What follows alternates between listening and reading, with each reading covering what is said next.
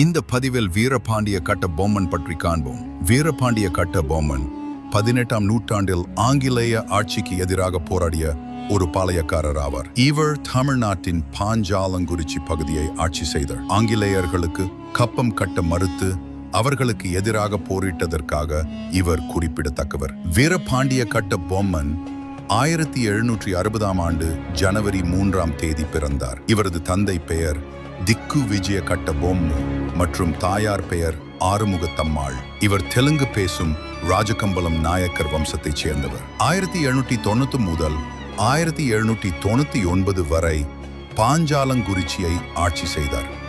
கட்டபொம்மன் ஆங்கிலேயர்களுக்கு கப்பம் கட்ட மறுத்து அவர்களுக்கு எதிராக போரிட்டதால் ஆங்கிலேயர்கள் இவரை கைது செய்ய முயன்றனர்.